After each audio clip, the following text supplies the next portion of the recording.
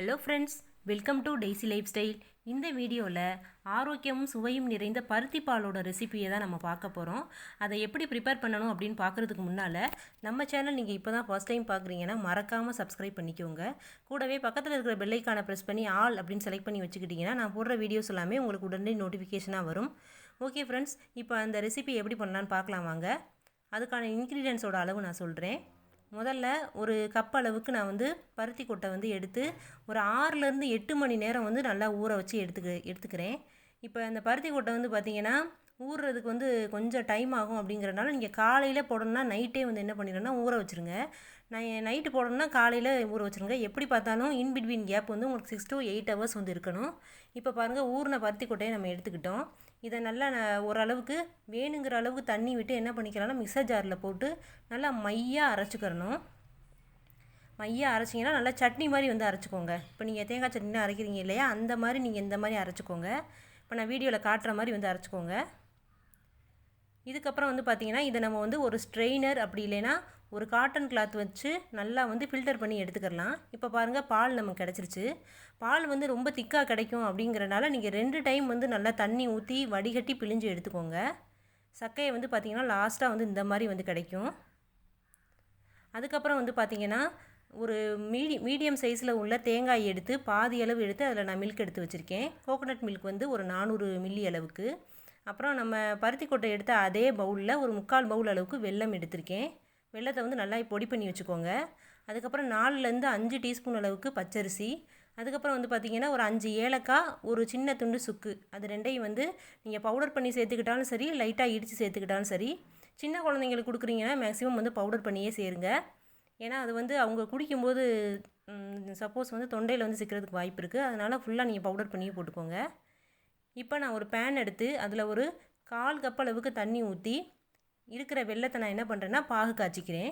பாகுனா ரொம்ப பாகுபதம் வரணும், கம்பி பதம் வரணும் அப்படிலாம் ஒன்றும் இல்லை. கரெக்டாக அது கரைஞ்சா போதும். இப்போ பாருங்கள், நல்லா கொதிக்குது. இந்த ஸ்டேஜில் நம்ம இறக்கி இதை வச்சுக்கலாம். அதுக்கப்புறம் ஒரு பேனில் நம்ம எடுத்து வச்சுருக்கிற அந்த பருத்தி கொட்டையோட பாலை எடுத்து இந்த மாதிரி நல்லா கிண்டி கிளறி விட்டுக்கிட்டே இருங்க. இப்போ பாருங்கள், நல்லா அந்த பால் கொதிச்சு வருது. இந்த டைமில் நீங்கள் வச்சுருக்க அந்த சர்க்கரை பாகை நம்ம ஊற்றிக்கிடலாம். நம்ம ஃபுல்லாக ஊற்றிட்டோம். சர்க்கரை பாகு ஏன் அப்படி போடுறோம் அப்படின்னு கேட்டோம்னா, வெல்லத்தில் தூசியெல்லாம் இருக்கும். அப்படிங்கிறனால நம்ம சர்க்கரை பாகு இந்த மாதிரி வடிகட்டி யூஸ் பண்ணுறோம். அடுத்ததாக ஒரு 5 டீஸ்பூன் அளவுக்கு பச்சரிசி மாவு எடுத்து கரைச்சி நம்ம அதில் ஊற்றி விடுறோம். இதுவும் நல்லா கொதிச்சு வரணும். நல்லா கொதிக்க விடுங்க. இந்த மாதிரி அதில் கட்டி பிடிக்கும். அப்படிங்கிறதுனால தொடர்ந்து நீங்கள் கரண்டியை வச்சு கிண்டி விட்டுகிட்டே இருக்கணும். பெரும்பாலும் ரொம்ப ஹை ஃப்ளேமில் வச்சு செய்யாதீங்க. ஓரளவுக்கு மீடியம் ஃப்ளேமில் வச்சு செய்யுங்க. இந்த ஸ்டேஜில் நல்லா கொதிச்சதுக்கப்புறம் கோகோனட் மில்க் சேர்த்துருங்க. இப்போ தேங்காய் பால் சேர்த்து கரெக்டாக ஒரு 2 நிமிஷத்துலேயே நம்ம ஆஃப் பண்ணிடணும். ஏன்னு கேட்டால் தேங்காய் பால் திரிஞ்சிரும். அப்படிங்கிறனால ஒரு 2 நிமிஷம் அப்படிங்கிறதே அதுக்கு அதிகம்தான். இப்போ பாருங்கள், நம்மளோட தேங்காய் பால் நல்லா கொதிச்சு வருது. எல்லாத்தையும் சேர்த்து எல்லா பக்கமும் நல்லா கிளறி விடுங்க.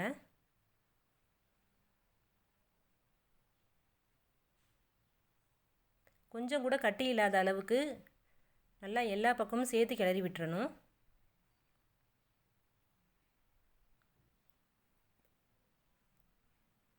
இந்த ஸ்டேஜில் நம்ம பொடி பண்ணி வச்சுருக்க அந்த ஏலக்காய், அதுக்கப்புறம் அந்த சுக்கு, அந்த பவுடரை நம்ம சேர்த்துக்கலாம்.